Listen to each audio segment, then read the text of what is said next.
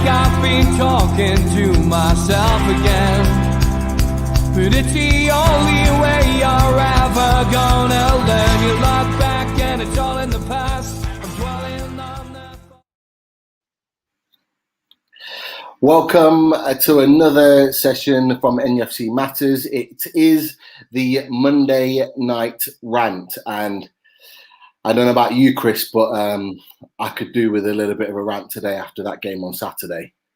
Yeah, feeling the same way, mate. I've processed things over the last couple of days, and do you know what? I'm going to have a rant, obviously, but I do think people are being a little bit negative. Now, I know things aren't great. Don't get me wrong. I know that we're not in a good position, but I think it could be worse, and I think things have been worse.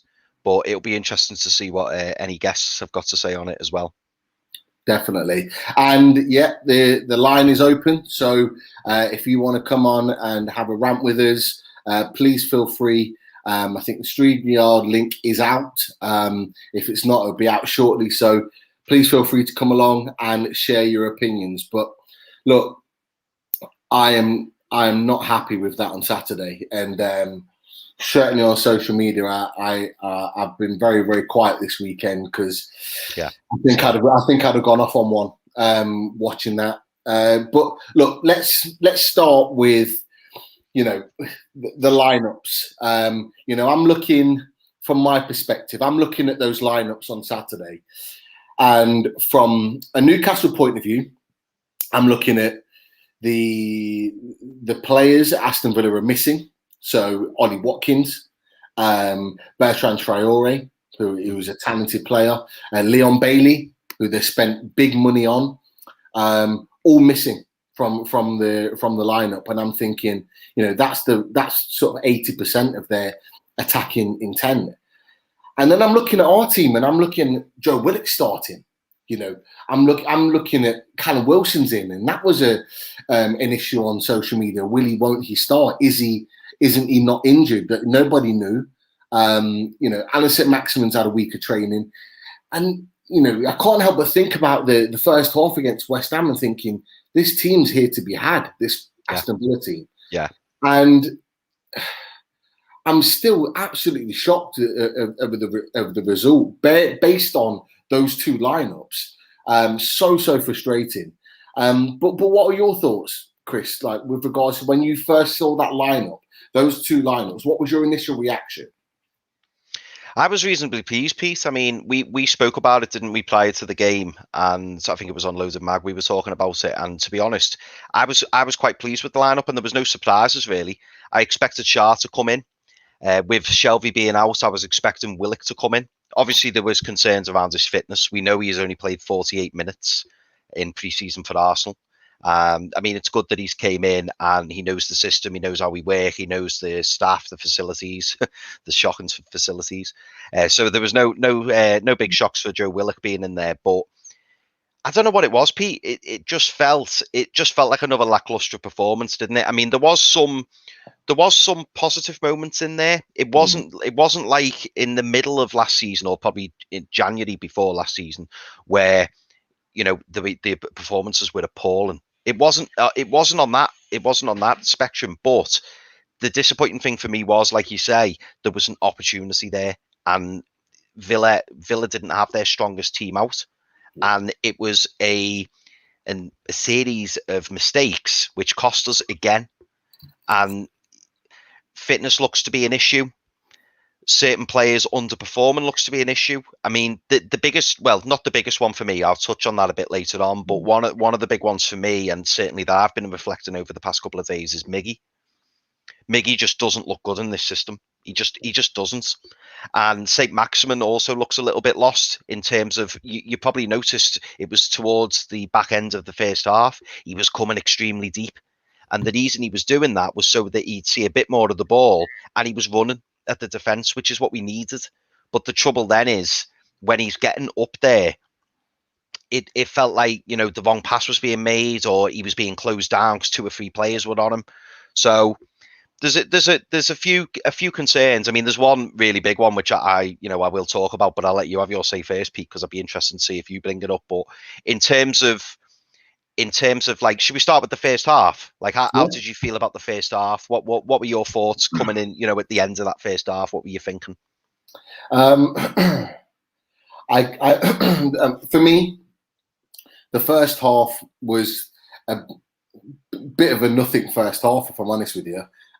Neither team really played well. And I think there were really two key moments in that first half.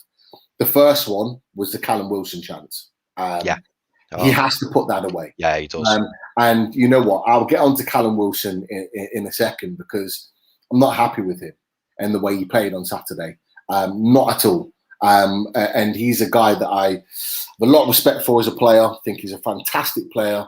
Really, really good signing for Newcastle, but I was really disappointed with him on Saturday. However, that chance comes along as a striker, as a £20 million striker, as a striker that's a number 9 at Newcastle United, as a striker that's desperate to get back in the England team. You put that away.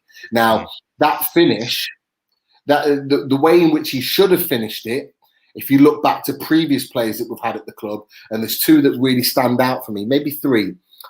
One in particular was a loan signing for his Loic Remy. Loic Remy would have just rounded the goalkeeper with his right foot, slotted it in with his left. He did it for us before. He had so much time and space to do that. Demba Ba would have been the same. And I think Papi Cisse probably would have hit it first time, but he was a sharpshooter. And you knew when he was in that position, he was going to finish it. So for me, really, really disappointed with Callum Wilson. And that changes the game. Yeah. We were 1-0 up. Villa were on the ropes. We actually didn't start too bad. No, we didn't. Started amazing, but we were certainly the better team that looked the more dangerous in that first part of the game. And when that happened, you know, if anything, that kind of gave Villa the lift, as if to say, right, we got let off with that one. We can't let that happen again. And you know what? They didn't. For me, the second moment of the first half, and you'll probably, we've had, or certainly the loaded lads have discussed this over the weekend, is obviously the goal, the Ings goal. Now, it's a terrific finish. Let's not beat around. It was. Is it goal of the season for me? No. Probably goal of the month it will get, but not goal of the season.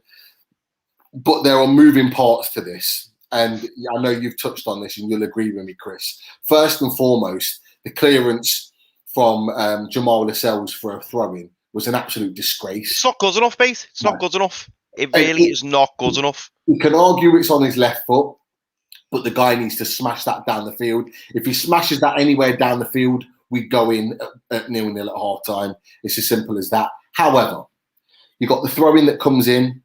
I know there's been question marks over social media over the weekend, and I'll give my opinion on it. With the throw-in coming in, Lascelles contests the ball with Mings.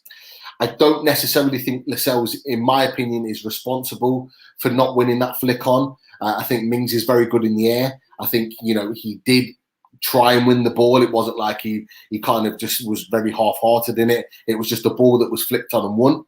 But for me, the biggest part to this is, and it's not been talked about enough, is the defending of Fabian Schär was an absolute disgrace. Now, all those other moving parts, the kick out for the throw-in, the contested header that Mings flicks on, they all mean nothing if Schär is 2 or 3 yards closer to Danny Mings. If he's closer, and he should be, because he's marking him, if he's anywhere within 2 or 3 yards closer to Danny Mings, he doesn't take the shot on. He holds the ball up. He probably plays it out to someone on the edge of the area. The likelihood is they don't get a shot. We don't concede the goal.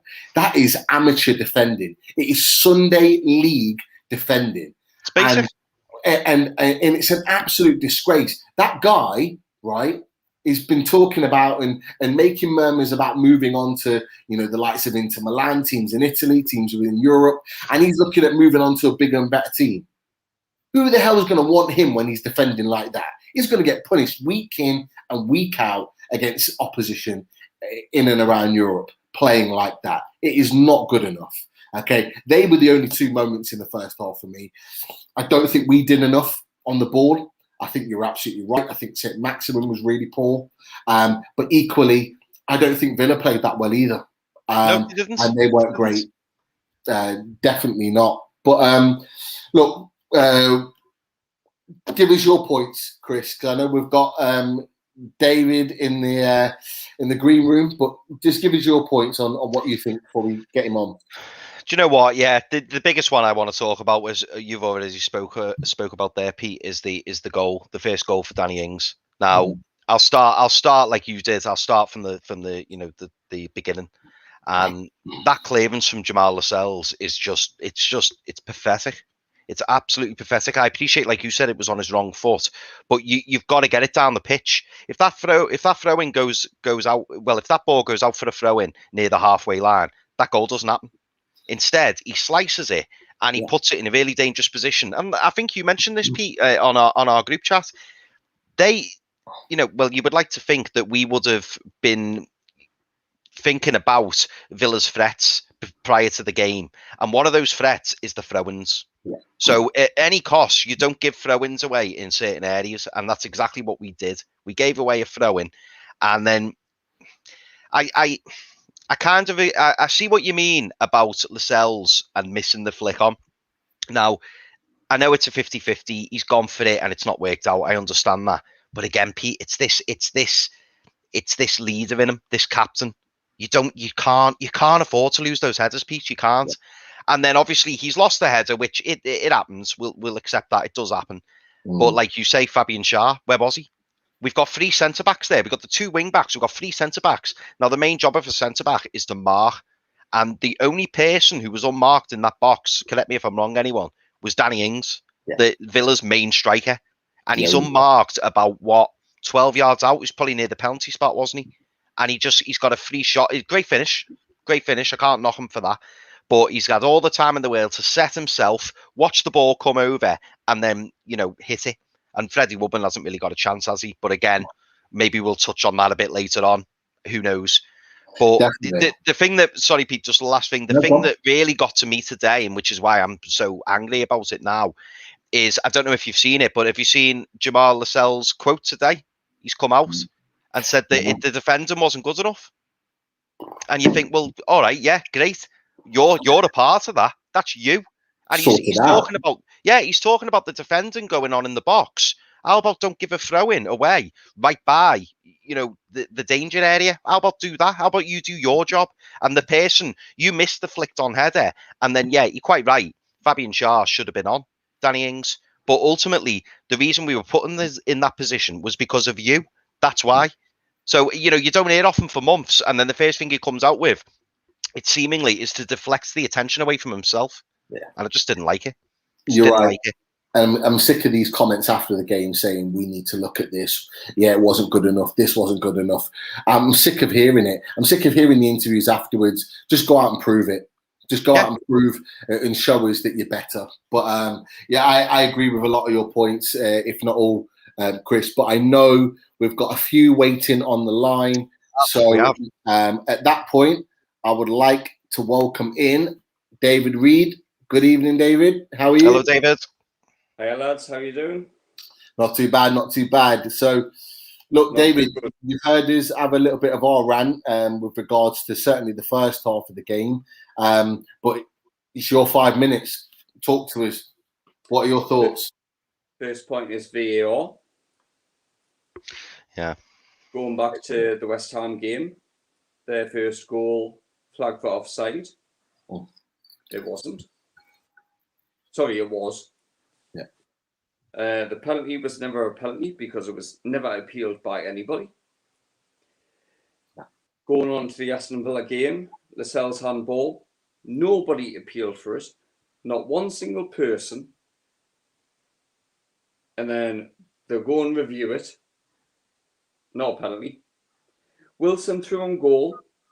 For me, it was a red card for a start. But then they called it back for an offside by a toe. So therefore, he was given a yellow card. So therefore, if the player's called back before the ball is played, he shouldn't have been given a yellow card because the ball is dead. Mm. Steve Bruce, I don't think he knows what his best team is. I think he goes from a 4 to a 5 whenever he wants. And he can't have any cohesion when he's chopping and changing all the time with different players. And the last point is Saturday, I'll be there with my daughter and I'm going to shout my head off to get behind the lads, because what I've seen of this season in the first 2 games, it's unfair. I don't like to talk about conspiracies, but there's something going on. Okay, great points, David. Chris, what do you make of David's points he's made? Yeah, do you know what? Interesting points there, David. And I think it's funny because me and Pete have just been ranting, as you probably heard in the backgrounds, and we didn't even get onto VAR, did we, Pete? We were just fuming about how we were playing and what we were doing. But the VAR points, obviously, they were a critical turning point in the game, weren't they, David? And I think looking back on them, I mean, I'll give you my personal opinion on them. I'm not so sure the Lascelles one is. I'm not so sure the Lascelles one was wrong to be given, if I'm honest. I know a lot of people have said when you put your leg in the air, you put your arm out. I understand that. But at the same time, as a centre-back, you've got to be aware of stuff like that. And unfortunately, the harsh reality is, David, that ball was heading towards the goal. Was it going in? Probably not. The ball was heading towards the goal and his arm's up here. And the ball's hit his arm. It's the same. We've seen the same in... Oh, sorry, go on, David. Sorry. Nobody's appealing for it. Nobody. No, you're right. You're absolutely right. You're absolutely right when you say that. I mean, the trouble is, and I think I said the same when we were talking on the NUFC Matters chat. I was speaking to Steve Hasty and Stu Penman about it, and I was saying the trouble is we've given the ref a decision to make. We've given VAR the opportunity for them to make that decision. And as much as I can see both sides, I just find it disappointing that you've got your centre back. He's all right. Look at it this way. He's stuck his foot in the air to try and block it. How about move your body there and put your body in the way and stick your arms behind your back? Why are you sticking a foot in the air and then putting your arm wire up like that? You know what's going to happen. You knew as soon as it happened. I knew it was going to be a penalty. I knew it. But the referee didn't make the decision. No. I mean, really, if we're going back onto VAR, really, maybe the referee should have gone and did the referee go and look at it on the screen? Yeah. Yeah, for their penalty. He didn't initially call it. He didn't initially make the decision, which does indicate that maybe he's had a few doubts over it, and he's not been willing to commit, has he? And I suppose if you look at it the other way, David, if he had have given the penalty, was it a clear and obvious error? I'd say probably not. So it would have been given. It's a difficult one. It is a difficult one. But to go on to the Callum Wilson one, David, and I completely agree with you on this, the Callum Wilson one was just laughable. I mean, at the time, and I keep quoting people here, but Stu Penman posted a picture, and it was really interesting. And I know loads of people have been posting them on social media of Callum Wilson's foot or his shoe. And if you look at that picture, it's ridiculous. Because at the time I was looking at it and I was thinking, why is it blurred and why is his foot like much bigger than what it is? And when you look at it, it's it's so marginal, isn't it? And I thought my belief was that this season they were going to try and give the benefit to the striker. Surely that's a position where you give the benefit to the striker. Surely, I mean it's marginal, isn't it? It's minute. We're talking fractions. A tool. Yeah. You know what it is. You know what it is, Chris and David. It's bullshit. That's what it is. It's bullshit. Okay, because I tell you what needs to happen. What should have happened in that situation, right? And the ref has made a monumental mistake here. A monumental mistake with that decision. Okay, I wouldn't have argued it if Callum Wilson had gone through, put the ball in the net, okay, and then they'd gone back to VAR and looked, which they normally do when a goal goes in, to check that the goal's all kosher and everything's good. They'll check to see if there's an offside, and then they look at it then. The fact that the Callum Wilson's ran through, got absolutely taken out by the goalkeeper and should have been a red card, right? The fact that they should never have looked at all at VAR is because the linesman didn't flag for offside. Therefore, it's not an obvious mistake. It's not a clear and obvious mistake at that point because the linesman hasn't flagged for an offside. It's a clear foul. It's a clear penalty. It's at least a yellow card plus, okay, in my opinion, for Martinez. But he should have never gone back to VAR to look at the offside because the linesman didn't raise any concerns for that. No. And I tell you what, if that happens again in any other game this season, I bet you any money they don't go back to the offside. They'll look at the decision only, especially if the linesman hasn't flagged for offside. It should have never happened. And it was a monumental mistake. And I understand why the Newcastle fans at Villa Park and the Newcastle fans on social media and the Newcastle fans since then have been absolutely irate with that decision. I completely understand why they're irate with that decision because it should have never happened. It should have never, ever happened. They did not need to go back and look at the offside because the linesman didn't flag. So it wasn't clear and obvious. The linesman thought he was onside, so therefore they should look at the penalty decision only. And he was clearly fouled in the box. It should have been a penalty. So there was. They were looking for an excuse not to give it, weren't they? They were looking for a reason to not give it. And then you've got Martinez, the Villa goalie, complaining over getting a yellow. And you think, well, sorry, you were the last man. You've cleaned him out. There's no argument over it. And so why are you even complaining? And it goes back to David's point, and he made an absolutely spot-on point with his earlier comments. The Murphy goal, the Murphy penalty against West Ham was never a penalty. He got clear contact with the ball. Yes, he might have hit them. He might have made contact with the man, but still, he wouldn't. He got made contact with the ball first. Yeah, so he won the ball. The intention was to get the ball. He got touch of the ball, so therefore, it should not be a penalty. It shouldn't be. The Lascelles one, I'm kind of leaning towards what Chris is saying. I don't think Lascelles has got a case. He can argue that his leg was up there, but in my opinion, I'm thinking to myself, why is your leg up there? Yeah.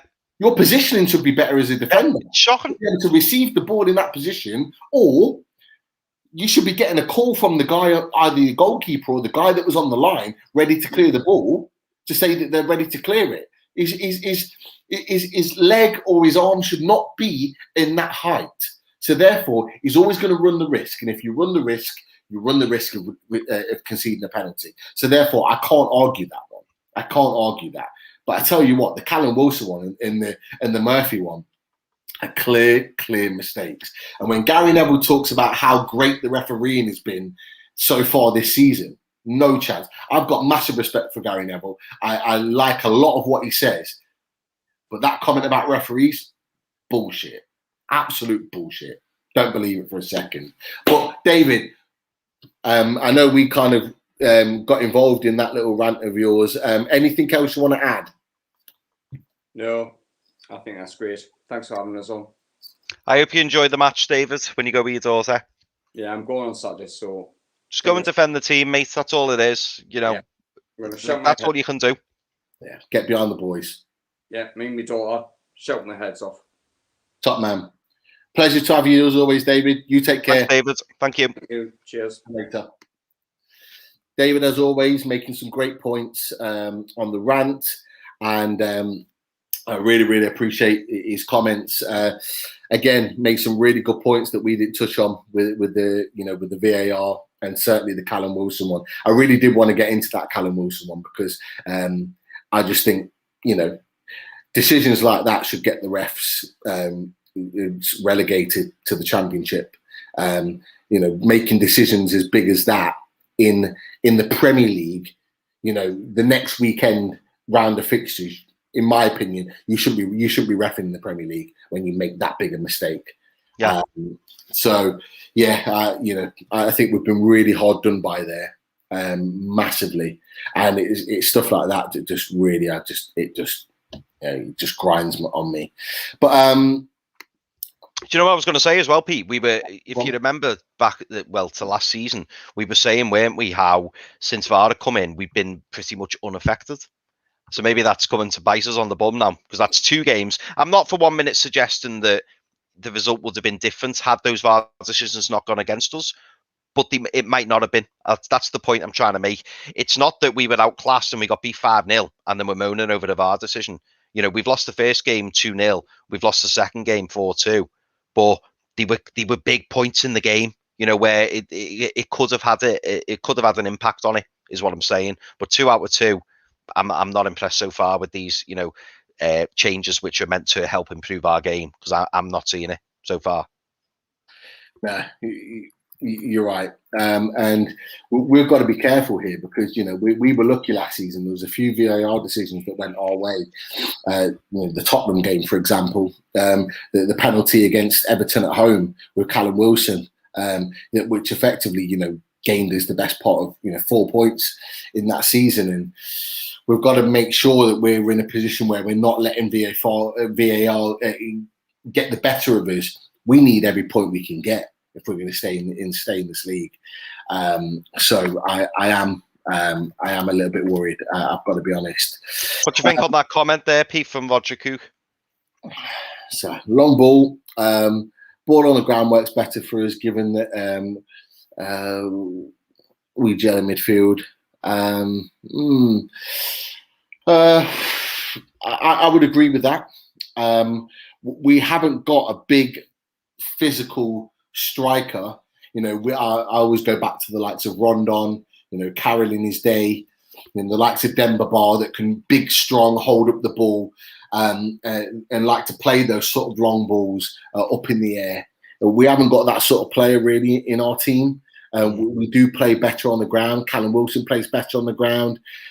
St. Maximin clearly plays better on the ground. Miguel Almiron, Jacob Murphy. So I would agree with that. But the problem with that, and I think it goes back to other people that have mentioned it previously, is that you've got to be able to play out from the back. And if you haven't got defenders that are good on the ball, you cannot build attacks on the ground if you haven't got players on the ground that are good with the ball, especially if you're trying to build out. So I don't know if you got an opinion on that, Chris.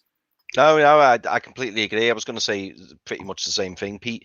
It depends on your personnel, doesn't it? And like you say, we've got the likes of Fabian Schär who can play out from the back, but I'm not quite sure that the 5-3-2 kind of works for that. If you see what I mean, like if we were playing with 4 at the back and we were pushing out a bit with it, I think somehow that would work a little bit better for me. With the 5, I always feel like once the wing backs go forward, the 3 have to pretty much sit, because we do leave ourselves a little bit exposed, especially on the wings. And then obviously if the you know, the left centre back, if you like, and the right centre back, if they were to push out, you're leaving just the one fella then in the middle, the main centre back. So I think that is the problem when you play 5 at the back. I think you've just got to let your wing backs push on and just let them get on with it. No, I agree with you, definitely. But we're going to move on because we've got a couple of callers waiting in the wings. I do apologise to Paul. I know he's been waiting on a good few minutes now, but for some reason I can't connect your device. So I don't know whether you want to come out and come back in so we can get you on screen, but it's not letting me connect you. So I'm going to have to move on. I've got Kieran waiting online for us. So welcome, Kieran. How we doing, lads? All right? Hello, mate. How we doing? Very, very good. Thank you. Now, I know you're one for a rant. We see it very clearly on Matchday Live. So go on, your 5 minutes.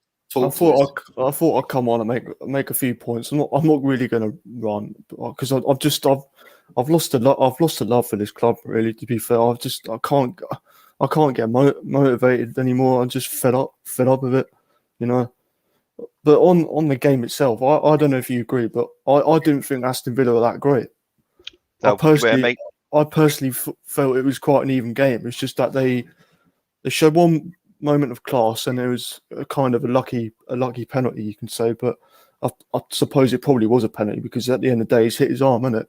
So I don't know, but yeah, I'm quite worried now. To be fair, you know. What happens if we lose to, you know, Burnley and then Southampton? We're going to be in the real trouble then, aren't we? Don't know what your thoughts are on it, but I think that's a fantastic question, Kieran. So, Chris, what do you think if we? And I don't want to think about the possibility of that, but if we lose it and we go out in the cup on Wednesday night and then lose on Saturday to Southampton, what do you think's next? I'm gonna sound. Loads of fans won't like me for saying this, but to be quite honest, I'm not that concerned over the Burnley game. I've got to be honest. I mean, this squad is not capable, in my opinion, of going on a long cup run. And quite frankly, I don't want any distractions from staying in this Premier League. Now, don't get me wrong. You know, if we got to a quarter-final, semi-final, I'm sure I'd feel differently, albeit we had a fantastic opportunity last time round and then Brentford turned us over, which was much to the annoyance of everybody. But for me, you know, I would quite happily, if someone said to me now, what team would I put out against Burnley? Is it tomorrow night? It's tomorrow night, isn't it? It's Wednesday night, I think. Oh, is it Wednesday we're playing? Yeah. Right, okay. Yeah. For me, I would be giving some of the fringe players a run out. I'd be giving the likes of Jeff Hendrick a run out. I'd be yeah, I know. I'd give Ryan Fraser a full 90 minutes, maybe put him in that number 8 position. I'd be playing Dwight Gale. I'd be giving Joe Linton a run out. I'd give Jamal Lascelles the left wing back. Jamal Lewis the left wing back position. I'd be playing him there. Yeah, I'd just give everybody a run out and just see. Maybe I don't know. Do you think Darlow will be back by then, or is it still too early? Doesn't look like it. No. They're talking about weeks away, as in maybe 4 or 5 weeks. Because I think Darlow came back sort of 2.5 stone lighter. He lost a lot of weight. Wow. And I think he was slim anyway, wasn't he? Yeah, he was. So that's a worry, the fact that he's lost that much weight due to COVID. So I think it's going to take a while building him back up strength wise to be able to handle sort of playing competitive football. But wouldn't you not like to see us go like 4 at the back on Wednesday night instead of going as 5 at the back? Because I personally don't think the 5 at the backs weren't working at the moment. Do you know what, mate? I think the 5 at the back is what we're all used to. We're drilled to work that way. I think if we had a more expansive manager and a manager who you just got to be more you got to be more pragmatic. And nowadays, you know, you come up against better managers. You know what I mean? Like even the Burnley manager, he's tactically as bad as people like think they play. He's better than what we've got, isn't he? Yeah, you know what I mean. He's organised. He knows. Yeah. Those players know what they need to do, and he knows how to set his team up. Albeit he does set his team up very much the same way. I think he's a traditional 4-4-2 manager, Sean Dyche, but he's got the right players in the right positions, and they do the job that he wants them to do. And unfortunately, I think I do believe that 4-2-3-1 is probably our best formation. Yeah, I do as well. Yeah, but I think we're that used to playing this 5 at the back, and I think in the left back and right back position, Kieran, we're particularly weak, and that's why we play with our wing backs. I agree. Because the wing backs, your Jacob Murphy's great as a right wing back. Your Matt Ritchie, well, I say great. Jacob Murphy's fine as a right wing back. Matt Ritchie's fine as a left wing back. But we haven't got. If you put them in left back and right back, I think you're looking at 2 completely different players. Not to mention the fact that our 2 centre backs, our captain, does not sit well in a 2 at the back. He just doesn't. Fabian Schär does not sit well in a 2 at the back. Yeah. I mean, Pete, what do you think, mate? I agree. The problem is, I mean, the difficulty we have is that there are certain players that would play better in sort of like a 4-4-2 or a 4-2-3-1, whatever you want to, however you want to work it. Yeah. But there are also players in this squad that can only play a 3-5-2. And that's the problem. We've got players that are only that are not sort of able to be manoeuvred into other positions. So you've touched on Jacob Murphy. You know, as a right winger, I don't think he's as effective as a right wing back because he gets the time and the space and the width to be able to dominate that wing from an attacking point of view. But then the issue is he can't defend. It's the same with Matt Ritchie. You've got Alan St-Maximin that would be better in sort of a 4-4-2 because he's naturally a winger. But then what you do get with St-Maximin is that he can't defend. So then your left back is under extreme pressure because Alan St-Maximin does not want to track back. No. You've got players that can't play in a 2 in midfield like John Joe Shelby. Well, I think that was a blessing in disguise in not playing, you know. Yeah, well, there's arguments there 2 and 4. I mean, for me personally, I think Saturday proved how much we actually need him. True. True.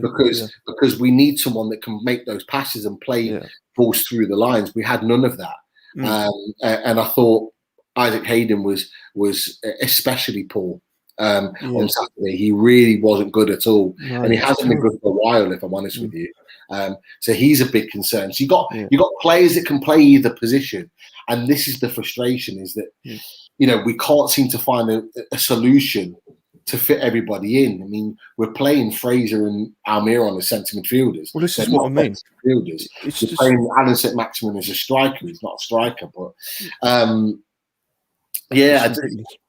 it's just really stupid, isn't it? Like, I'm just saying the formation is not working. You keep he's got the neck right to go on that BBC Newcastle radio the other night and say, and someone asked the question, why do you keep playing players out of position? And he questioned himself if he actually did it when he clearly has been doing it. It's like, do you know what I mean? Like, what's going through his head? Is he? He's the most deluded person I've known in football, managing our club anyway. No, it's just pathetic, isn't it? It's a great point, and I got from that radio interview because I listened to it, and I got from that radio interview that just because he's played them in that position for a couple of games, that they automatically are players that play that position now. It doesn't work like that. You're absolutely right. It doesn't. But I just wanted to touch on your point because I thought it was a really good one at the beginning, Kieran. You kind of said that you sort of like you fell, you sort of falling out of love with the club and what's going on. Like, just what in what way? Just explain a little bit more. Yeah, look, I'm not walking away from the match day shows or anything. Like, I'll still come on with you lot. I'm just fed up with like being bottom of the league, and just the way we play, the manager. I'm just fed up of it. I'm still seeing people going on about this takeover. I'm going to be honest. I think that's dead. I know Steve in the chat thinks it is as well. My gut feeling is it's dead. I don't see them waiting around. If that's true about that appeal thing, that it's going to take over a year, you can forget about it. In my opinion, there's no way they're going to. There's no way they're going to wait around for that long. So we could be in serious shit. If he doesn't sell this club in the next 7 or 8 months, we could already be down by then. And then what? The Premier League have screwed us over big time. They really have. I can't understand what their problem is. It's just they're going about protecting the club, but they clearly haven't, have they? Complete opposite. I think you made a great point, and I think that's why you sort of asked the question about sort of why you feel like you're sort of falling out of love with the club at the moment. Chris, what are your thoughts about that? What Kieran said. It's worrying, isn't it? It's worrying. I mean, I'm trying to put the takeover to the back of my mind, if I'm honest, Kieran. I mean, I'm still hopeful. I still hope that one day soon, the club will be sold. But at the same time, it's what we're seeing on the pitch at the moment that's really worrying me, if I'm honest. And the annoying thing is, I do believe we've got the personnel. I do believe we've got the players to get us out of this position. But the trouble is, I don't think we've got the manager to get us out of the position, and that's the issue. That for me. Can I just ask you what your thoughts would be on what your thoughts would be of bringing Eddie Howe in? Do you think he would take the job? I think he'd take the job tomorrow, but I'm not quite sure. Yeah, I'm not quite sure he's the answer, mate. I don't know. I mean, I see the links for Eddie Howe. Obviously, you've got Ryan Fraser there, you've got Callum Wilson there. I understand why, and obviously he's worked with Graham Jones before, I believe, but I don't know whether he would be the answer. I mean, Pete, what do you think on that? Eddie Howe is the answer.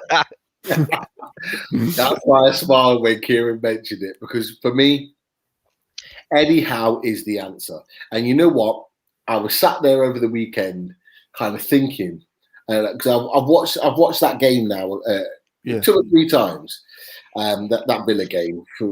Why I'm sitting there watching that absolute dross, I have no idea. But I just wanted to kind of pick apart where it kind of went wrong. And I'm looking at that team, and I'm looking at the likes of Wilson, and Willock and Alan St-Maximin and Jacob Murphy, and I'm looking at the talent that we've got in that team. So we're throwing Miggy Amir on, and I'm looking at Villa's team, and I'm thinking, hold on a second, we've got much better players in this team, and although one or two are playing out of position, we could still win this game comfortably. Why is that not happening? And I'm thinking, you know what? It's the ability to be able to coach players to be better. And it's okay bringing Graham Jones in, and tactically he's made us better slightly. We certainly did last season anyway. But you need a manager with presence that's going to demand that week in, week out.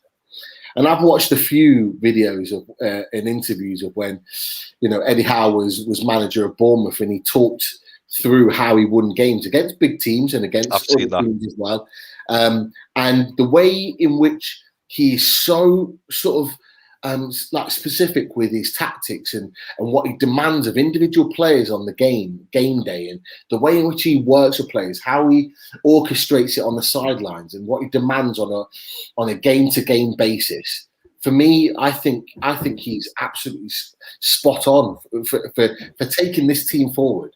And I'm looking at players like Fraser, Wilson, Richie, all players that he's played with, all players that know how he plays, all tactically aware. And I'm thinking, you know what? He would be 10 times better than Steve Bruce right now, with his own coaching staff and with maybe the addition of Graham Jones staying on at the club. For me, we play better football. We as fans enjoy playing better football. Now, I've got no doubt in my mind that as a squad of players, we have a better squad of players than Eddie Howe had under Bournemouth. Yeah, I do as well. Look what he did with Bournemouth. Yeah. If he can get that playing with our squad of players, and I'm including the level of defenders that we've got in our club, you look at the defenders he had at his club, at Bournemouth, we've got better defenders now than what he had to work with at Bournemouth. I believe he gets us playing better football. And do you believe that he would take the job though under the current circumstances? I think he would. And there's one key reason why I think he would, is because under Bournemouth's ownership, I don't think he had a huge say on who he brought in. I think they were. He wasn't officially a head coach, but I can confirm that, because I know one of the academy coaches and used to coach me, and he knows Eddie Howe quite well, and he actually said that to him. So So he from the outside looking in, he didn't look like he had very much say on the signings that came in. So for me, he ticks all the boxes, because he's not going to get a say on all the signings, because Mike Ashley is Mike Ashley, but he's able to coach players to be better. And you have to have a manager that is able to coach and get the best out of the players that he's got under this regime. If we're looking at a regime other than Mike Ashley, it's a very different story. You're probably going for a much more qualified manager. That's just my opinion. But I will leave it there, because I know we've got two other people in there. We have online waiting. But Kieran, as always, it's a pleasure having you. Guys. Great points as always. Yeah, and cheers. See you soon. Yeah, see you soon, guys. See you later on. Take care. Take care, Kieran. Right, Ta-ra, mate. See you in a bit. See you in a bit, mate. Spot on, Kieran, as always. Yeah, great to have him on. Yeah, great lad, great points. Absolutely, nailed it there. Where certainly his feelings about how he's feeling about the club at the moment, I think a lot that sort of resonates with a lot of fans at the moment. Yeah, they're just losing that love for going out there week in, week out, watching games, going to matches, supporting the club, because it just grinds on you week in, week out, and a lot of fans have just had enough. So I had to get that point out from Kieran, because I thought he made some great points on there. It ruins your weekend, doesn't it? I know people say don't let it ruin your weekend, but it does. It just puts a little dampener on it, and it goes to show how important sometimes it is for us to get those 3 points, because it does. It changes my mood. It really does. I'm sure there's other people out there who feel exactly the same way. I know there is more to life than football, but at the same time, when it's your club and you love them, and you invest so much time and effort into them, and then when you watch something and the frustration's there, Pete, it's not the fact that we're crap. If we were crap, we'd get on with it and just be like, okay, But we've got the players there, And the frustration is coming from the fact that they're not being managed correctly and we're not setting up in the best way that we possibly could. Yeah, I agree, 100%. But we'll go to our next caller, and he's been waiting a little while, so we'll welcome in Mark Henderson. So, Mark, welcome. Hello, mate. So, how are you? You all right? Yeah, Sorry. good. I know you're not a stranger to the show, so welcome in. Yeah. And look, it's your time, so fire away. All right, pal. Right, I mean, for me, had a bit of a couple of days to digest the game on Saturday. I kind of agree with what Chris said at the beginning in terms of, sorry, the camera's a bit dodgy. Yeah, look, that's it. Yeah, look, digest the game, and I don't get us wrong. We've played 2, lost 2, conceded 6, scored 2, second bottom. So you look at that and you think, well, not great. Having said that, I think if you look at both goalkeepers, they didn't have a great deal to do. And I take Kieran's point before what he said. I don't think Aston Villa were, like way better than what we were, So there, I just think for me, I was going to come on and talk about formations, but you guys have talked about formations really. I know Kieran was on about it. For me, I'm kind of old school, always brought up on a 4-4-2. I get your point where have we got the personnel, the right personnel to play 4-4-2? I think we possibly have, but again, taking your point, don't think we've got a manager with the know-how to be able to get the best out of them players in that kind of formation. But I think playing the formation we are playing, I'm a bit concerned in terms of, is Matt Ritchie a left wing back? In terms of he seems to get caught out.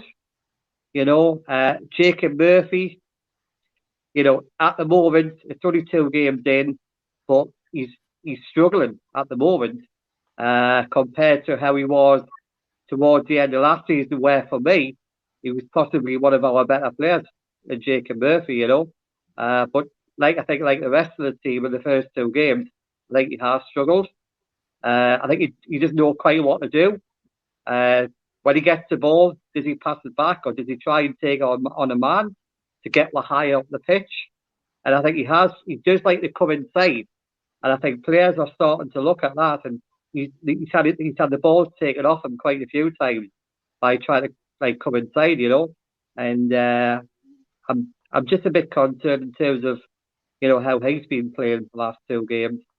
For me, it doesn't matter what formation you play.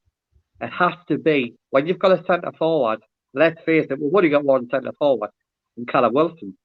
I think you have to find a way to get the right kind of supply line to him, because we all know, he missed a really easy chance for him on Saturday. And if he scores that 1-0 up, might be a different game, who knows? Well, I think you have to find a way of finding players to give that guy the ammunition, because he can fire the bullet, and he's a goal scorer. The only one we've got, Dwight Gale, probably an out-and-out goal scorer, but I think we all know he's not a Premiership striker. He's a Championship striker, So we'll have to find a way to just find a supply line for Callum Wilson for me, and formations are all by the by. Like I say, I prefer more. I think the 4-4-2 gives you a bit more. It just feels a bit more solid. I think if you look back at the 2 games that we played, I think especially the first game against West Ham, I think Matt Ritchie got, what was it? Was the ball watching, or was he just simply not marking his man? I don't know. Jacob Murphy, like I said before, he gets caught as to what does he do when he gets the ball, because you can be the best player in the world, but one player, unless you take maximum, you can't take on the whole team, And so when you've got the ball, you've got to have people running around. You have a look at a good team. When somebody's got the ball, they've got players running around and say, look, I want the ball. movement off the ball, and we don't seem to have that. We seem to have players who, for whatever reason, is it down to confidence? I don't know. But do they really want the ball? Maximum wants the ball. But then sometimes, because of how the game's going, he comes back into our own half. You don't want to play like that in our own half. I mean, that's how we conceded a goal against West Ham. So for me, formations, I think possibly 5-3-2 is probably the best formation that we've got with the personnel we've got. But I just think we'll have to find a way to feed Callum Wilson with the supply that he needs, because you take him out with that team, then I'm pretty sure we would get relegated.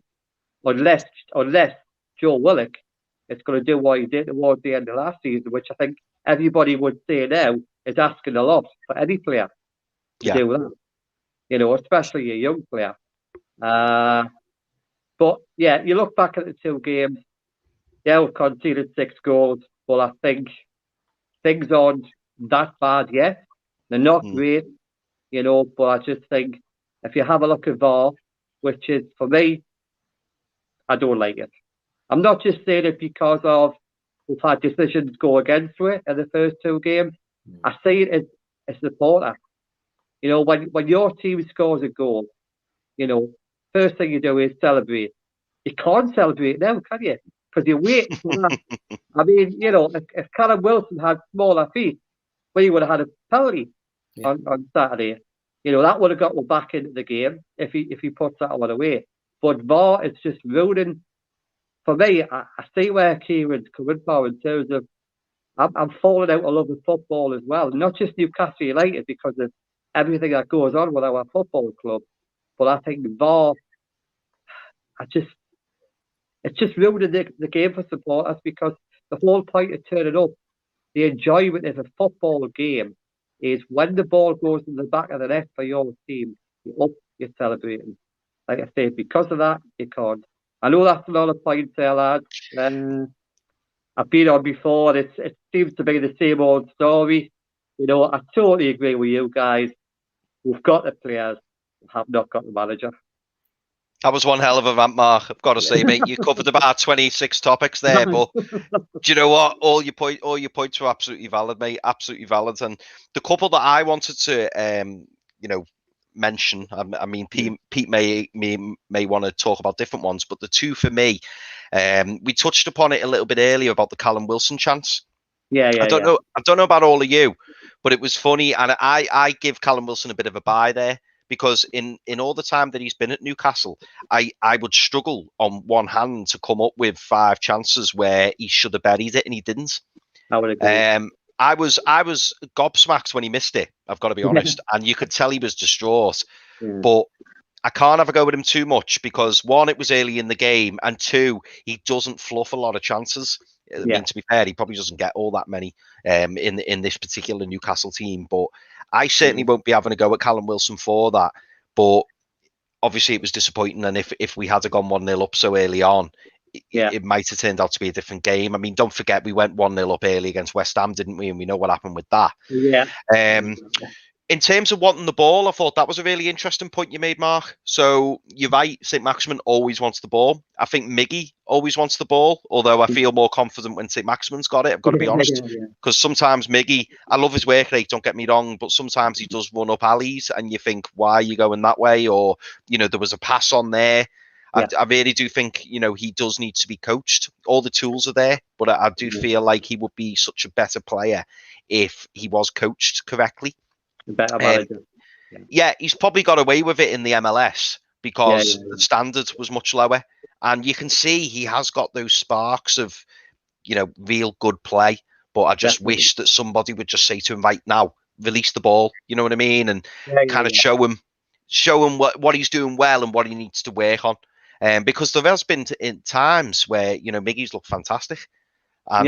It's a shame because, there's a player in there, and the work rate, like I say, the work rate is second to none for me. Like, I can't think of many players who will run and try harder than Miggy Almiron. And that's why I always find a place for them in the team. I totally get where you're coming from, Chris, but for me, I played football, and if you're lucky enough to play professionally, like what Almiron is, work rate, should that not be a given? Oh, it should be, but it's It should be a what I given. mean is it's not. And It then doesn't have if to be I look mandatory. around this team, it's not. And that's why maybe I give Miggy a bit of a pass at times, because I think at least I'm watching him. People have paid the money to go and watch him, or people are taking the time to watch him. Yeah. And you think he wants to. He's doing his very best. He's trying. I would And agree. sometimes, you know, I'll make excuses for him in that sense. Yeah.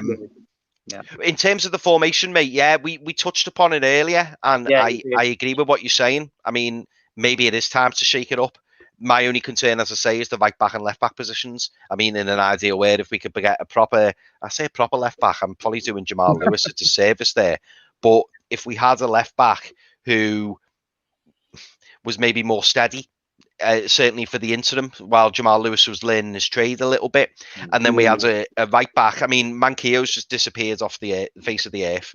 Manquillo at right back is pretty decent. Yeah. And then obviously the centre-backs are concerned. The two Oldham players would be a concern. I don't particularly want someone sitting next to John Joe Shelby, because I think that'll mean he can work even less than what he does now. That is a concern. It's mainly the three up the top and the one. That would be that for me going forward. That'd be fantastic, and it would allow you to play the likes of Miggy, Fraser, St. Maximin, and Wilson. So that would be the bonus. But I think at the back, I'd be a little bit worried. What are you thinking, Pete? No, I think Mark makes some great points as always. I'll run through them quickly. I was annoyed with Callum Wilson, and it wasn't just about the missed chance. It was the fact that he was more interested in bullying and fighting with the centre backs than actually focusing on his football. There was too many tussles, needless tussles that he was getting involved in. And I get that he wants to be a presence and let them know that they're in for a battle.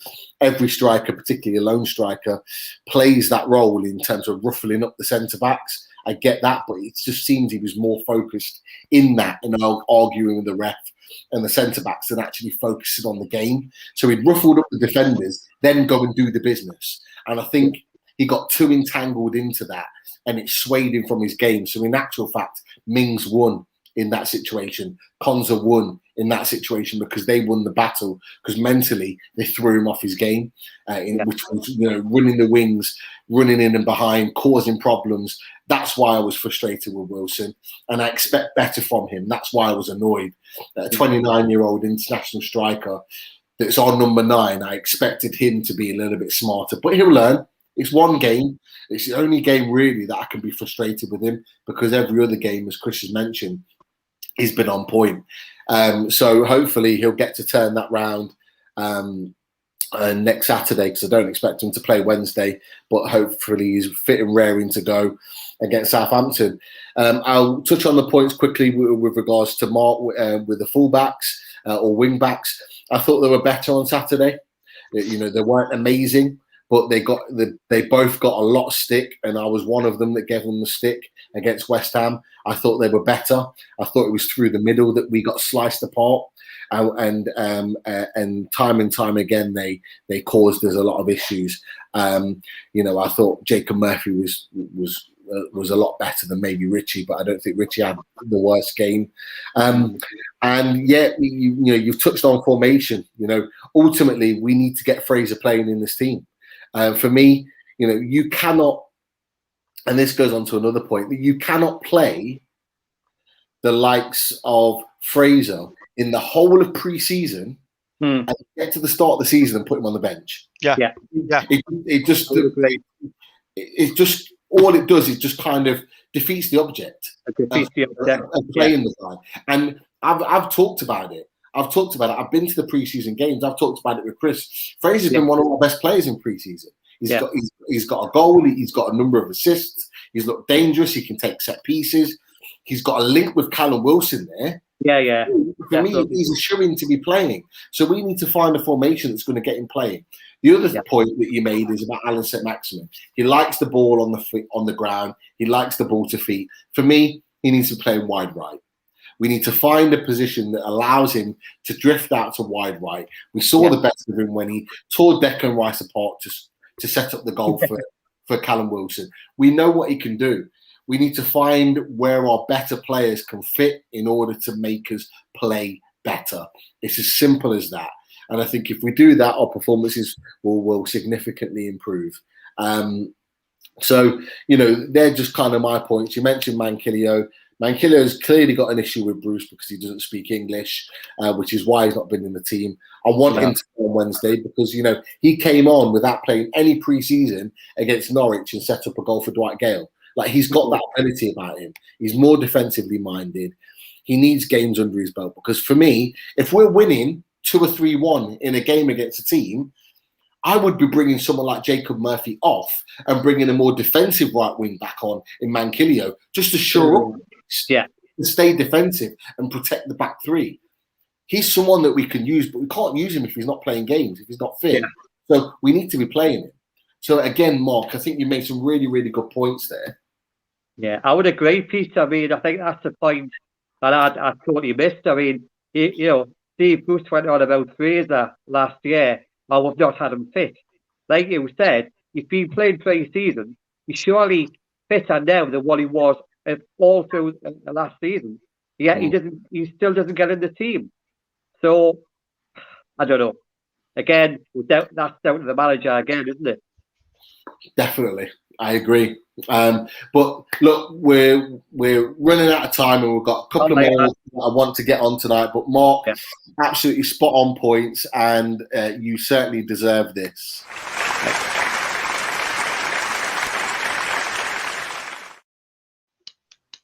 Cheers, man. Well, Mark, nice one, Mark. Take care, mate. I've never seen someone squeeze so many points in such a short space of time. We could have talked for another 10 minutes with Mark's points. Absolutely spot on. But we have got a couple of more guests that I do want to get on because they're no doubt got some great points that they're going to make. And we'll start with the man. Babo. How you doing, my man? How are we doing? Another Good. season, and we're playing the same for some reason. I'm not sure why. Talk to us. Come on, Babo. Talk to us, man. I mean, you can see my voice. I lost my voice watching that game because I was like, what the hell are we doing? Literally. When you have to go to work and they're like, oh, I thought you were off this weekend. And I'm like, yes, I was, but Newcastle is a chore. Like, you understand? It's another job on its own. You go there, and as Chris said, it's our club. So we're like, it's the weekend. Come on, Callum, do something. Come on. And then you go and watch that and you're just mad the entire day. It was very disappointing. And I mean, oh, Jesus is Lord. This club is gonna give me a heart attack. I'll probably die before my time supporting Newcastle. I think we all feel like that. Damn. I was watching this game and I was like, why are we playing so many players in positions they don't play in? It's almost like we just go, we have all the players we need. But fuck it. That would be too much effort to play them in the right way. Let's just put Saint Maximin in a strike for some reason. And then he has to come back down into defense to get the ball. I'm like, you have one of, at least in my opinion, one of the best ball carrying defenders in Fabian Shaw. Let him move with the ball. No. Bruce is like, no, take it back. And then hit a long ball to Callum Wilson and then be like, why aren't you getting it, Wilson? I was frustrated for Wilson. And I get it because they'll send a long ball and he's up against Tyrone Mings, who is not really the cleanest defender in the world, but he can put a leg in. And I was just like, yes. I was expecting a red, to be fair, from Callum Wilson. I at one point I thought he would just turn around and punch someone and walk off the pitch because that's how bad we were playing. And it is very, very odd, as you said. I'm not even a fan of Fraser, but I was like, yo, man, let him start because he's done preseason. He showed you he can do it. Manquillo, he's a right back. He's the right wing back. Why do you keep playing Jacob Murphy there? I know the lad is good. Bring him on when you want to attack, but Jesus Lord, like, why are you doing these things? And then everyone goes like, oh, he's doing a good job. I know he's doing a decent job. I'm not sure about good. But we don't want someone. It's almost like, I don't know, buying a car and they're like, oh, it drives from A to B. That's all. If it explodes on the way, just be happy you could get from A to B. It's insane. We need. Can you imagine, as Newcastle fans, we're going to Burnley on Wednesday and we're going like, yeah, if we actually lose this match, I won't be surprised. And ironically, we will not be surprised. We are going to sell Anderson. Look at what happened with Armstrong now. Armstrong is like in the Premier League hatching goals, and we're like, oh, yes, we're going to get Dwight Gill that has always struggled in the Premier League. Everyone that has ever watched Dwight Gill knows that he struggles in the Premier League. Yeah. And then we go, no strikers. You know what? Muto, that actually, I think he actually scored it. I was like, bro, he's young. Send Mr. Championship to his place. Let him make his money there. He will score a couple of goals, get another legendary status in another club. Life will move on. Now, we have one striker. If he gets injured, we are done. We have one playmaker in St. Maximin who can't release the ball early to save his life. If he gets injured, we are done. Lascelles and what's his name? Fabian. I'm disappointed in them because they play fine boy football. Any Nigerian knows what fine boy football is. You see the ball coming, get your head stuck in there. They're like, no. Yeah. That was what happened with Ings. Like, get your head stuck in there, get it out. And I'm like, what are you doing? Yeah. It's more frustrating when you see these guys and you're like, bruh, all you had to do was stand in front of the player. How can you be playing Southampton and not have a man on Danny Ings? That's like lighting you're like, oh, I'm going to light a cigar with a stick of dynamite. That is basically what you're doing. And then you go, oh, we tried our best, but VAR. If you can't even perform to the basic aspect of getting to a point where people think you mean business, don't come to me about VAR. Look, we all know it. We're going to get some decisions that go our way. We're going to get some decisions that don't go our way. The Callum Wilson one, I was like, yo, bruh, flash that red for, what's his name, Martinez, because that guy was playing rugby. And part of me was like, if Callum Wilson was not as buff as he is, he would probably have broken a neck muscle or something. I don't know if you can break neck muscles. This is what Newcastle is doing to me. Right? I'm not even sure you can break neck muscles, but I know you can break something. I was like, God damn it. And then they said no penalty. And I switched the game off. I was like, it's done. That's it. Yeah. Until Wednesday, Burnley. Let's hope. Let's hope by some miracle. I mean, Steve Bruce, ring Ferguson for help. Just be like, bruh, you coached me. Just throw me something. We can't even get a loan from Man United with all Mr. Bruce's contacts. Brandon Williams just signed for Norwich City. I'm like, well, there it goes. Axel Villa, there he goes. Everyone we're getting linked to, I think, in my honest opinion, they just go, Newcastle, but Bruce, it's okay, championship. Literally, it's insane. We need to figure this thing out. And last point, because I know there's one last person we need to get on. With the takeover, it doesn't matter. For now, what we need to do is focus on the football. Let's leave that takeover to the side, because if we are playing in the championship next season, that money is just going to drop. Mike Ashley, if you can ever hear this, protect your money. Get Bruce out. You get someone who's tactically adept and go, look, all I want you to do is not just keep us in position of let's just get above 17th and let's hope for a miracle to finish 12th. Because the way this season is starting, it's going to go downhill very quickly. And it will be shocking. Because now we're becoming a club of retired footballers. I'm not sure why Dwight Gale is still there. And Hendrick, for the love of God, Hendrick, please play well. If you're going to be in the club, just play well. If all you're going to do is make fouls all over the pitch, get a yellow card and get sub, do it. Just do something. For a professional footballer to be this inept and missing in almost all the games, I'm like, why? So please, God, send us something on Wednesday. I want to have at least something to smile about. Because Saturday, I'm like, wow. Do you know what, Babo? Fantastic points as always, mate. You've made a really good point about how important the next couple of games are, which we're all aware. And like I said before, for me, Burnley could be used as a bit of a test.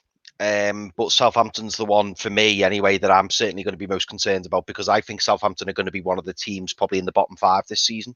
So, we've got to be beating the likes of Southampton, especially if we want to stay in this league. I thought your point about Shah was absolutely spot on. I mean, it's a big concern, isn't it? I mean, just imagine, Babo, I don't know if you saw the game, but did you see the Chelsea-Arsenal game? And Yeah. Lukaku just absolutely dominated those centre-backs. He just bullied them. It was almost embarrassing at parts. And you think, you've got Danny Ings there, who everybody knows is the main threat, and nobody even marks him in a with a throw in that's coming into the box. It's stuff like that. Why is Steve Bruce not going in the dressing room at full time, screaming as a centre back, saying, "What are you doing? What are you playing at?" Like that's basic stuff.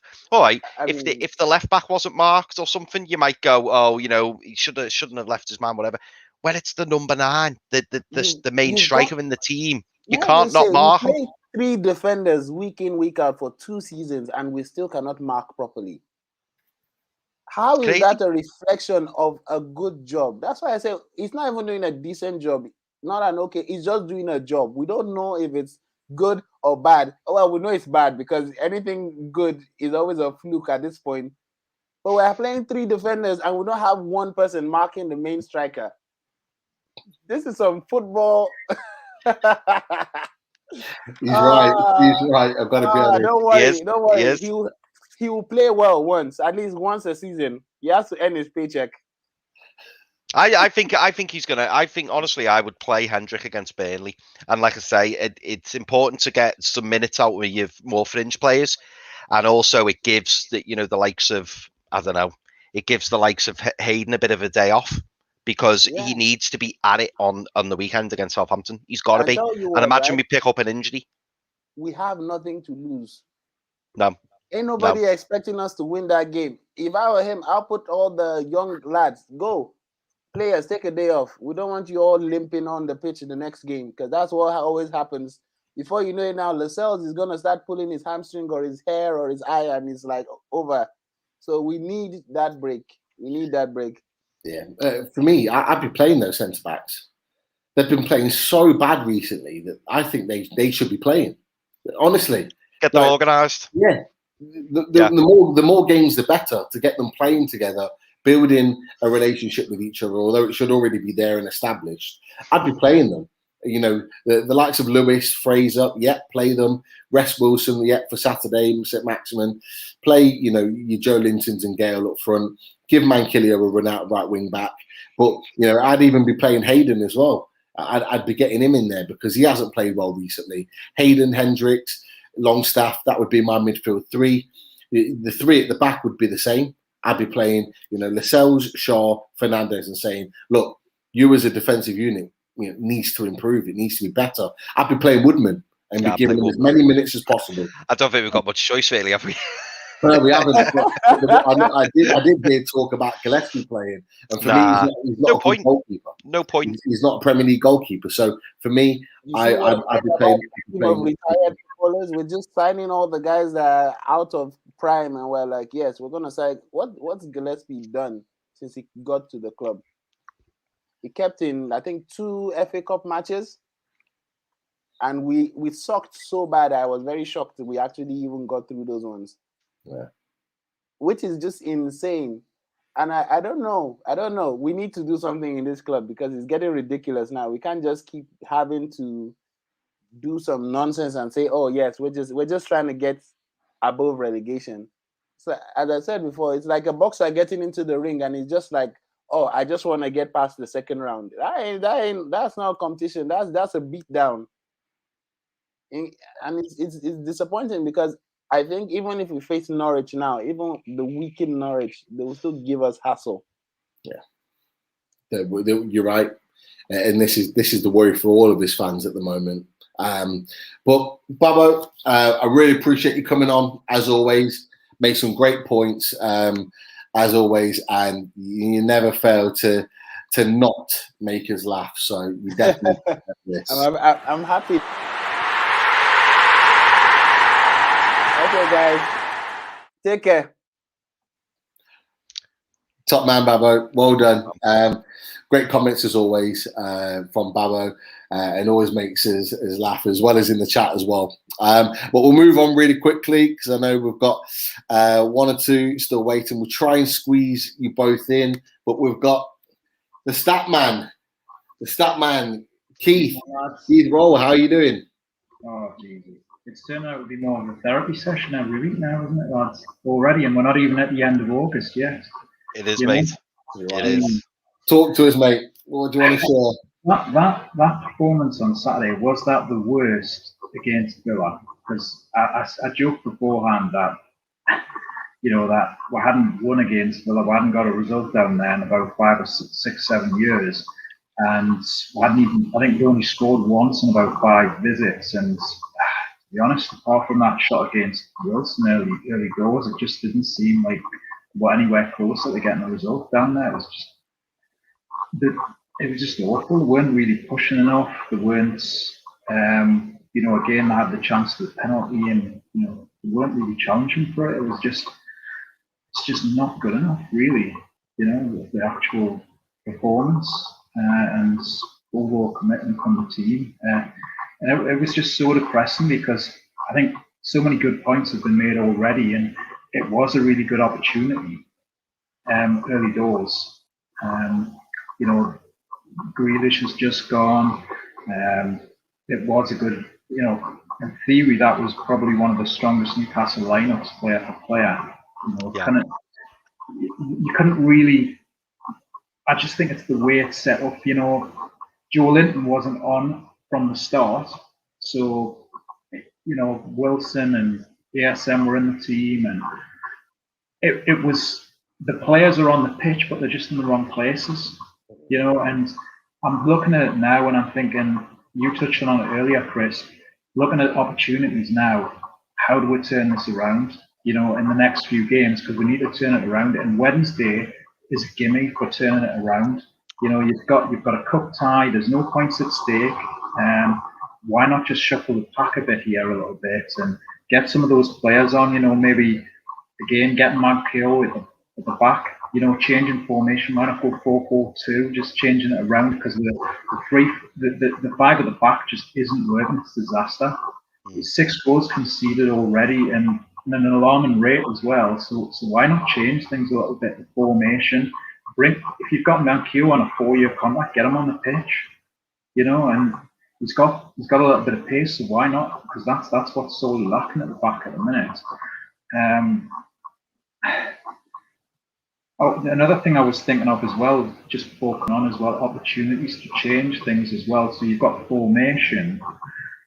What do you guys think as well about the players linked with the club and how realistic they are through the door? So I know James Rodriguez was linked at the weekend on loan from Everton, and also, I'm struggling to think of both, but these are the names that are coming out as well, and Hamza Chowdhury as well, coming on board from Leicester as well. The Everton one with Rodriguez, is there an opportunity for a swap, a loan deal or something for one of the Longstaffs to go the other way and for Rodriguez to come to Newcastle? How realistic do you think those players can come in, and can they really make a difference to Newcastle's side? I'll start with the formation, Keith. As you say, I've already touched on it in terms of what we do, and like I say, 4-2-3-1 for me is definitely the way forward. Although I keep saying it, I've got concerns over the defence. 4-2-3-1 going forwards, it would probably be the best way with a few extra additions. But the trouble is, I don't see us making those few extra additions. So I think we've kind of got to stick with what we've got for now. In terms of who you mentioned we've been linked with, James Rodriguez, I'm firmly convinced, is just an Everton fan with a very good sense of humour who's started the ball rolling, and they're taking the mick a little bit like the St. Maximin to Everton rumour. I think that came from Everton fans, and I think it's just, as you know, we don't get on very well with Everton fans, and I think it's just them kind of like winding us up. I can't see. I would be absolutely flabbergasted if James Rodriguez joined us. Like it would blow my mind. I mean, apparently he's not very happy in Merseyside. I don't see him being particularly happy in Tyneside under Bruce, if I'm honest. I just don't see it. I don't think he's that type of player. I think he enjoys his son too much, and I think he wants to kind of finish his career in, you know, really nice surroundings, probably have a bit of an easy diet. I don't think he'd be up for the battle. I don't actually think he'd suit us because, to me, I don't think he's technically. I think he's brilliant, but Yeah. I don't think he's got the legs for the Premier League. And if he doesn't have all the time that he would have abroad, so say when he's playing in La Liga, maybe you move to Serie A to suit him. I don't know. But I don't see him staying at Everton very long. But I certainly don't think he's coming here. In terms of Hamster Chowdhury, we've been linked to him for a while. I've been a fan of his. Unless we can get him on loan, I don't think it's going to happen. I wonder whether Leicester would let him come to us on loan. I know they signed Soumare in the summer. And obviously he's come with a big reputation. So Chowdhury's game time's probably going to be limited. But I know towards the end of last season, Brendan Rodgers started trusting him a little bit more. So maybe Leicester have said to us, yeah, you can have him, but we want 15, 20 million for him, and we're not going to pay that. We'd only have him on loan. So for me, I don't think he's coming in either. In fact, I don't think anybody's coming in, if I'm honest. And I know that sounds incredibly negative, but I think the owner, the managing director, the manager, the coaching staff believe we've got enough to see us through. And that's why I don't believe that we'll make any signings. I think in January, we might bring in 1 or 2 loan deals if we're in trouble. But again, the last point I want to make, mate, and you touched upon it very briefly. I'm not pressing the panic button yet. Like, I'm not too concerned at this present moment in time, because when you actually stand back and look at the fixtures we've had a West Ham at home, who West Ham had a fantastic season last season. They've got some fantastic players, albeit they're in a very similar situation to us in terms of their ownership. I don't believe it's such a bad thing to lose to them in the manner that we did. And what I'm trying to say is we could quite easily have beat them that score. It was only the fact that we collapsed in the second half, but that could have easily happened to them. If you remember, first game of the season last season, they collapsed against us. So that game I'm kind of ruling out. I'm not too concerned over that. And let's be honest, Aston Villa away, who've just sold Jack Grealish for 100 million, and they've brought in 2 or 3 really, really strong players. Do we really expect to beat Villa away? Now, I know they had a couple of injuries. They didn't have the best 11 out, so there was hope there. But if you look on the whole fixture, if you look at all 38 results this season at the end of this season, will anyone be shocked that we didn't get 3 points away to Aston Villa? I wouldn't be. That I don't look at that fixture and think, great, there's 3 points. A point would have been fantastic, but I'm not looking at it thinking, oh, we should have beat them. The big one for me is Southampton this weekend. That's the one. If we lose that game, I'll admit I'll get a bit panicky. But I think if we go and win that game, the 2 previous games are forgotten about quite quickly. What are your thoughts, Pete? I'll start with the signings. I think we've got no chance of signing James Rodriguez. And it's not because we wouldn't be able to pry him away from Everton. I think Everton want rid of him. They want him off the wage bill. He wants to leave the club. I think Benitez doesn't want him. He doesn't fit into the system or style of play. I think the difficulty is convincing him to come to Newcastle for all the reasons that Chris has said. The weather, the fact that he doesn't want to necessarily play in England. He only really came over here for Carlo Ancelotti, and he's obviously gone back to Spain. I think, and ultimately, is where do you play him? Because ultimately, you've got 2 players there with Alan Maximin and James Rodriguez. That if you played him in the same team, neither of them are going to track back. Neither of them are going to defend. So then the rest of your other players are going to have to work twice as hard to cover those guys. And although they'll give you the quality going forward, you know, in games like Villa on Saturday, are they really going to make the difference? Who knows? But I don't see that happening. I do see potentially another loan signing coming in. Someone like Hamza Chowdhury would make a difference. I'm really concerned about Isaac Hayden and his level of performance recently. I know he had an injury to the back end of the season, but he's had a full pre-season of matches, and he looks shattered. He looked shattered after about 10 minutes of play. And I know a number of people on social media mentioned the same during the game, that he looked shattered after about 10 minutes. And he's had a full pre-season. There's a concern there. There's something not quite right there. And he's not playing well.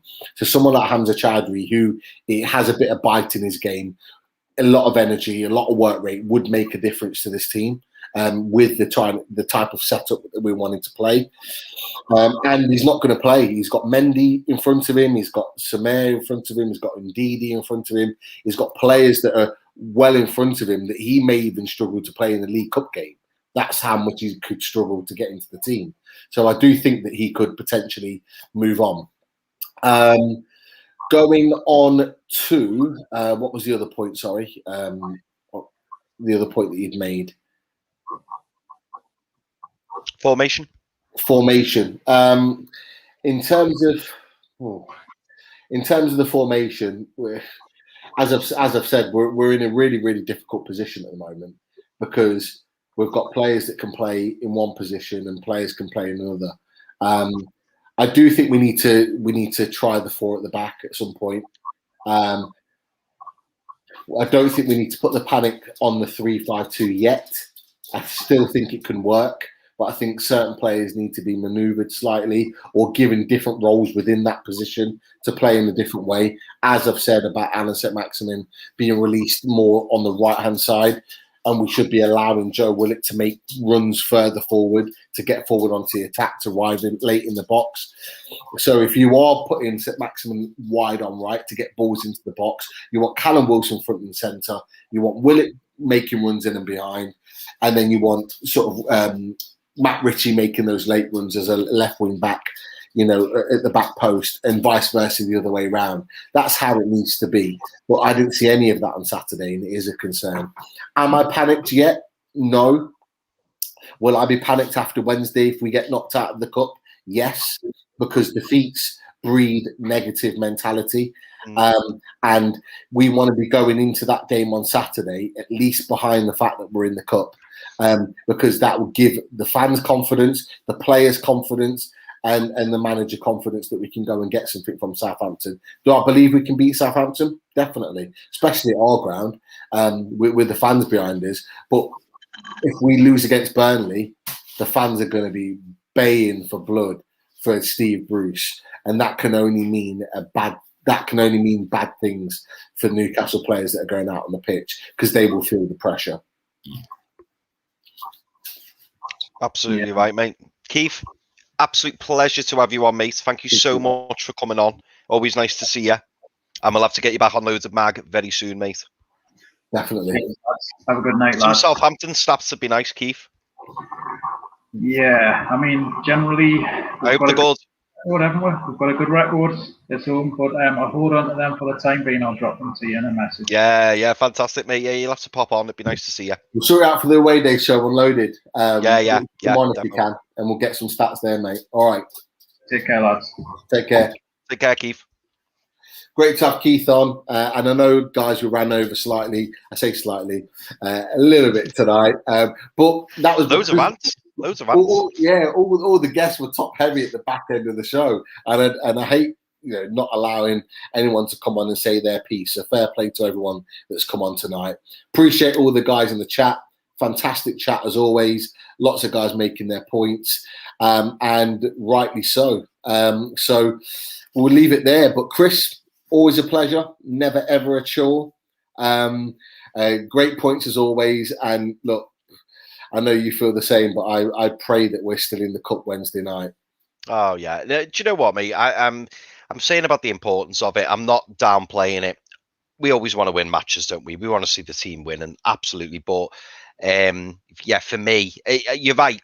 Wins do breed confidence. So I'm not saying I don't want to win, but if we don't win, I won't be panicking. I won't be, going nuts over it. I'm still fully focused on that game at the weekend. But yeah, of course, a win would be nice, and to get through to the next round. And we're doing it at home again, aren't we? So yeah, let's hope we can put a good performance on. Fingers crossed. That is it, mate. That is it. Well, that's it for this week. We'll be back on Monday for another Rant show. Plenty of guests already looking to join us. Hopefully they'll be talking about a win rather than a loss. But fingers crossed we're still in the cup and we need to beat Southampton on Saturday. Let's see if Bruce and the boys can pull it out the bag. But take care, guys, and we'll see you next week.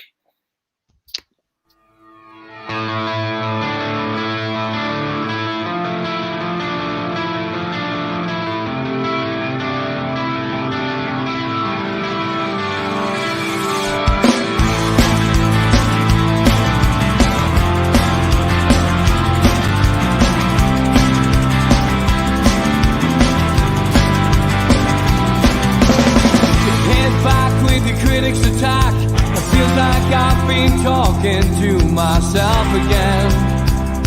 But it's the only way you're ever gonna learn. You look